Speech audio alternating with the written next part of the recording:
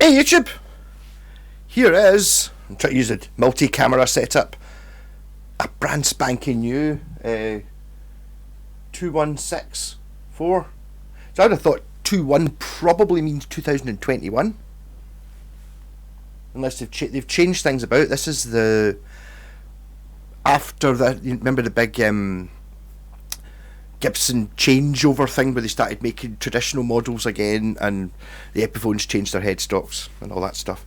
They sold very well. I remember going into Guitar one day and the guys like up here, right man, they're right there. It was like, what? Is that up here? Just the one, the top two rows are all sold, just there. And it was like, was it? Oh, that's right. There's Gibsons coming out, and they were so expensive. But the thing was, there were like 20, 30, 40 guitars sold. You know, it's like 100 grand, some mental. You're just like, wow. Anyway, so there was something about it. This is very nice. I believe my pal said this is currently on special offer at, I think it was good. Was it Guitar? I don't know. It might be gone by now. I only got this the other day. I'm getting intercepting him on the way home. Pick it up, I think. I could be playing it through his new Vox as well, but it's the orange that's plugged in. Yeah, so this is now it's just a standard. I think they went through there was an awful lot. I don't even know if you still get the studio. Back in the day when I started playing the guitar and wanting a Gibson SG, you got the special and the standard. I got the special, which was a cheaper one. The standard was, I'd imagine, just this. I'm not sure. There's controversy about the big scratch plate. I like the big batwing scratch plate. I think it's cool. For me, an SG should have that. The wee half size one, which you get on certain models, I'm sure is Craig. I'm not actually sure whether Craig and After the Ends whether his one's the batwing or not. I can't think. I prefer the batwing, but it's 62. It's different. I suppose it's an SG. We've got the crown inlays. I would say that is probably a rosewood board. Kind of brand spanking new looking. Looks a wee bit dry actually. Binding. It's got the wee plastic nibs on the edge of the fretboards, which you can't see because that camera was £6. But there's wee plastic nibs, so you can tell whether a Gibson's been refretted or whether it's a real Gibson. Whether that's a good thing or not, I don't know. I don't think I've ever really seen anyone else do that. Normally the frets just go on top of the binding, but the binding kind of comes up and. I heard something beep. Maybe just my phone fully charged. And we've got Grover tuners on it, and something I'm going to have to check. It's not too bad. It seems slightly neck heavy. I was talking about this with the Tony Iommi SG. It's like when you put Grovers on an SG, it makes it neck heavy because the pivot point. You think of physics with your fulcrums and stuff. That's like more than a meter of leverage on that. So just having an extra couple of grams on the head does make it a little bit lower. I'll need to try. I'll try my guitar after to see what the difference in sound is. A brand new one and one from 1991. 30-year-old one. We got too much reverb.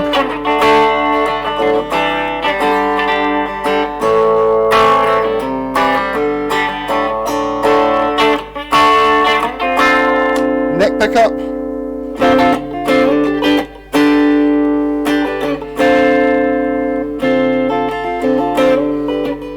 So there you go. There are. I always say that you can't really play clean with humbuckers. You do it in this one.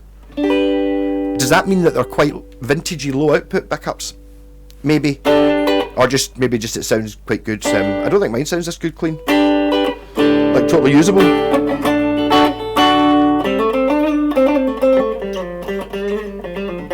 Is it because I've kicked the reverb pedal and turned it up really loud? I don't think I have.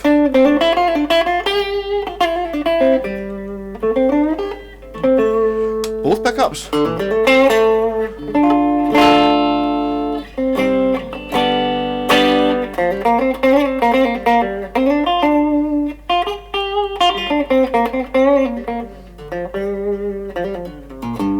This has got me wanting an SG.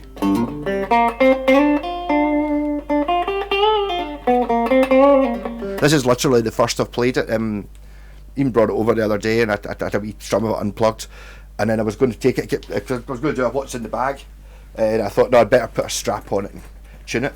Comes with this gig bag as well, which is cool as fuck. It's big super. It's super mega padded. I like that as a gig bag. I'd rather have that than a hard case, I think. It's one of those ones that, see, if it was me and I had this guitar and that gig bag, regardless I think of which guitar I was taking into the studio that day, I would use that gig bag. That would be my main gig bag for sure. My main gig bag just now is one I got off Civet, which is like kind of leather. It's not as good as that one. You should have one really nice gig bag, the one you actually use. Have other gig bags for storing guitars in, but have one really good one. Treat yourself. No, this is absolutely lovely. Really, I can't fault it. And at the price, I think it was £1,000, £999. I think it was that. With the gig bag's worth 50 quid in my book anyway. It's probably cost about 100 quid, but at that price, I think this is a nice. I have no issues with that. Whereas my normal issue with Gibsons is they're so fucking expensive. This one seems to have the fancy bits on it, but it's really good. It's like, it's not really. I mean, I think what I'm going to have to do is I'm going to have to buy new strings for mine and give it a good clean. It's seeming much nicer. I think this colour's a bit strange. I blotted it in my head. It kind of reminds me a little bit of, see, the old Tesco guitars, where this, not obviously much shitter looking. This looks much nicer, but that kind of colour with the black on it, the two-tone thing, kind of reminds me of, you know, old K's and catalogue guitars and stuff like that. Just the colour they've gone for. So maybe that's why this one would be reduced. Also, if it's a 21, it's not last year's model, it's a few years ago's model. Maybe people didn't. I mean, there's a thing with Gibsons where it's like, oh, you've got an SG. Is it the cherry red or the black one you've got? It's like, no, there's no other colours. And anyone who doesn't have the cherry red or the black one is because they couldn't afford the cherry red one, because they were cheaper. I mean, I wanted a cherry red one, but super happy with my Ferrari red one instead. No, I mean, to the point of,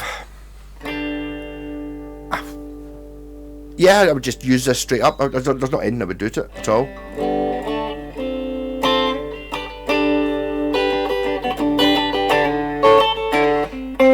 I'll maybe turn the rat pedal on.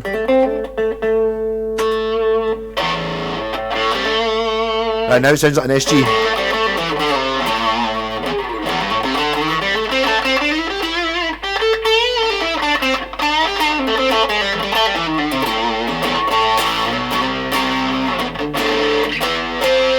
I've not done any setup on it either. It's set up like an absolute dream.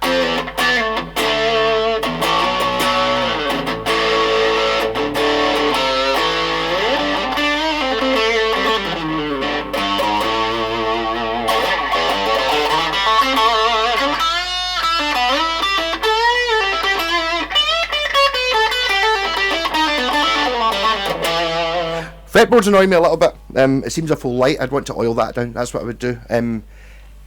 I'm saying I don't know. I've not looked up the spec for this. I'm assuming SGs are all mahogany. It's the SG standard. So I don't know how. Point of note, see the point here? This varies. Like the actual guitar outline seems to be the same. There is as I said before, there's the two different types of scratch plate. You get this one and then you get the sort of half size one. It's just the bottom bit. But see this point here, you can't really looking in the small camera there, how that's quite thin makes a huge difference to the way the guitar feels. I'm not sure exactly what that involves, what that means, but what it does is it makes the guitar seem thinner, because the same thing happened. I had the one I swapped for the Orange Amp, a 50s Tribute SG. That was actually really good as well. Maybe Gibson SGs are just good. Maybe it's just Les Pauls I don't like. It wasn't as nice as this one, obviously, but it had this pointy bit, and it just seemed it's a thinner body than mine. 'Cause if you look at mine, oh, it's not wanting to come off the stand. There we go. I'm going to do it without knocking over that can of juice. Can I do it without knocking over the camera? Can I do it without knocking over the... There. So look how wide that is. So dusty. Yeah, so it's like that. It's like, you know, that's a significant difference. Which the actual guitar body, the rest of it's all the same. It's the same thickness and stuff. I've tried measuring it. It's just, but this, because the bit you're looking at when you look down at it is thin. The whole guitar feels thinner. So my original Epiphone was like that, and then the Gibson wasn't. So I was thought, oh, Epiphones are different, but no, there's Gibsons as well. That'll be the 65 cut or the something like that.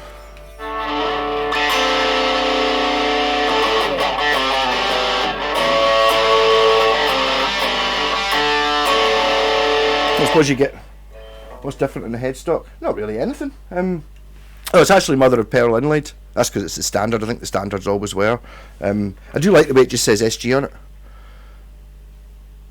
No pissing about. And I wish they'd made up something that SG stood for. See, like GT stands for like Gran Turismo or something. Something like that. Not solid guitar. That sucks. It should be, you know, make it at least make it solid guitar in Italian or something exotic sounding. You know what I mean? Oh, the neck pickup, which I really love in mine. What's it like on this one? Not bad.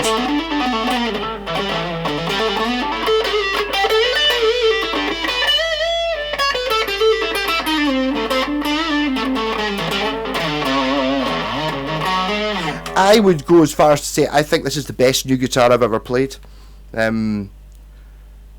Like, as in, just bought, unzipped, played for 10 minutes and then going, this is the easiest guitar I've ever played.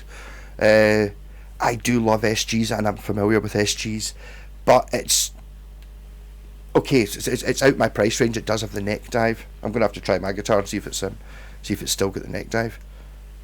I mean, I would probably argue my guitar's cooler, but I know which one it would take.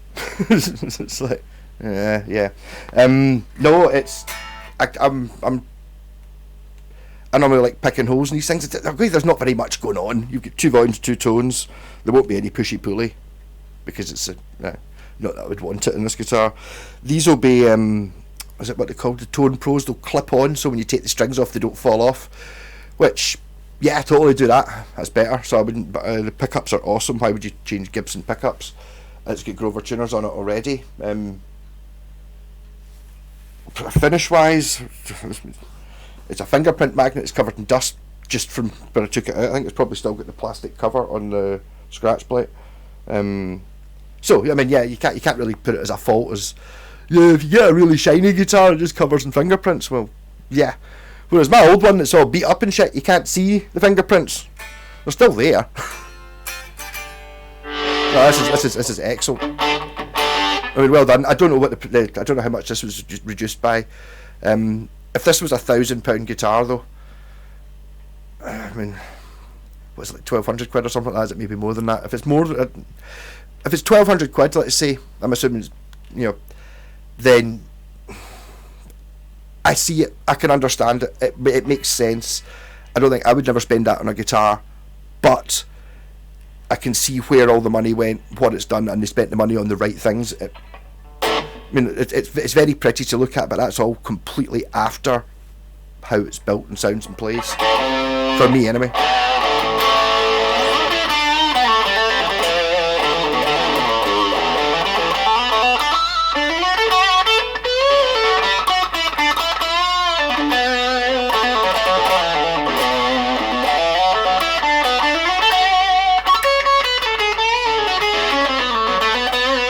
And it's not one of those things where you go, what's the neck dimensions like? And it's like, for SG, it's exactly what I wanted it to be. It's expected to be. I don't know. It's like, it might be the same as mine. I don't know.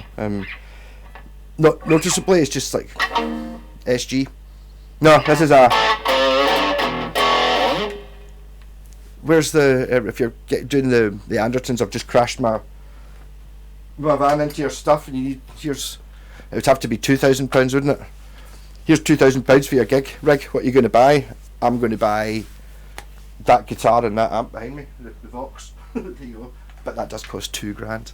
Now here's my one with various tags from Download and Glastonbury and stuff there hanging in there, because I thought it was cool at the time. It's going to be exactly the same neck heaviness. There's no way it's going to be anything like a tune though. No, D sharp, good stuff. This might be in line for the next elixirizing. This might even have elixirs on it from the previous elixirizing of some of my guitars.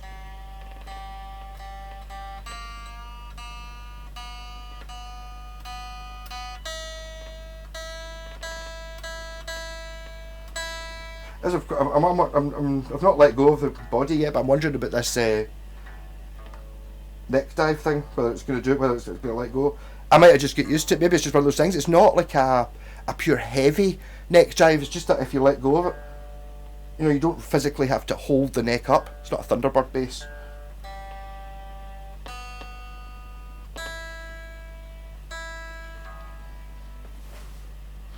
This could just be a grippier strap. No, but that's because it's got Clussons. So, it's not going to sound as good though.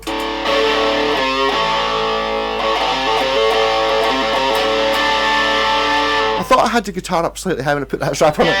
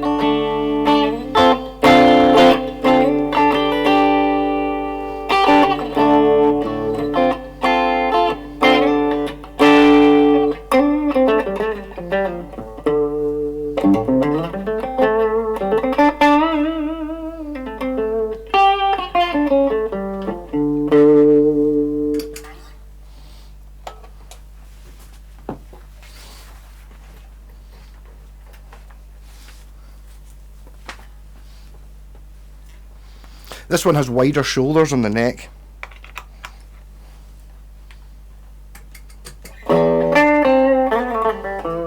And sounds better. That could be something to do with the strings though. It's more light. I think that's maybe get more powerful pickups in it. And if you watched my video yesterday on the true dual bucker guitar, powerful pickups ain't necessarily always the best thing.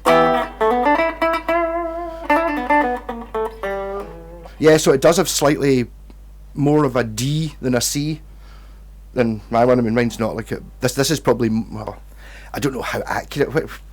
How accurate is it to a real one? I mean, obviously it is a real one. It's a Gibson SG standard. It's not any sort of not real one. But it's like, oh, no, the real one was a 1962 model. No, the real one's a 1968 version. So it kind of depends what it is you're copying, or if indeed this is a copy of any specific one. Because I mean, these things evolve a little bit, not very much. Well, they try evolving it, and then if nobody buys it, they go back again. They keep trying to put other things in. It's like, you get push pull pots. Oh, no, we can't have them. No, we don't have them anymore. It's like, you get robotic tuners. No one them either, so you don't get them anymore. So just basically, Gibson just make the guitars from the 60s and the 50s and 60s people want. But then it comes down to this one is an odd one because it's a strange colour.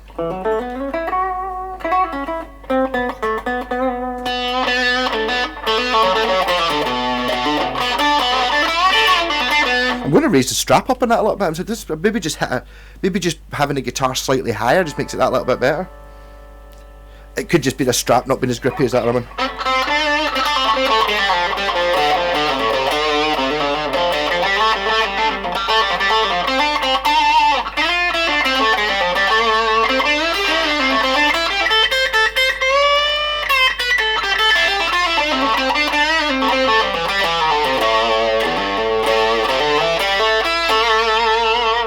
I mean, I don't know. I'm tempted to give it 9 out of 10, really, innit? Well, at whatever discounted price. I mean, just, you know, go tell me it's maybe $2,000, and it's like, well, but as is a really, really nice guitar. I'm kind of glad I've got that one. Otherwise, I'd probably be wanting to buy it. I have played a lot. See the ones you get, the ones that don't have any finish on them, and the later on versions of the special, they're not as good as this or that. This is nicer than that, but see that one, see if it had new strings on it and it just wasn't as bashed and shit, I think they'd be very similar. It's not a different guitar.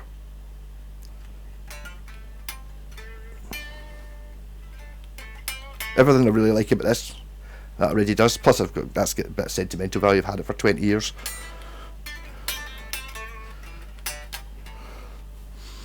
Rock on, so there you go. That's it. What's going on? I got Harley Benton I didn't hate this year, and a brand new Gibson I actually like. Oh, did I compare this? How much was that that Jelly Bean Strat I had at Christmas? The same guy that bought it. I think that was a good bit more than this. I think I'd have this. I'm a Strat person, but I'd have this.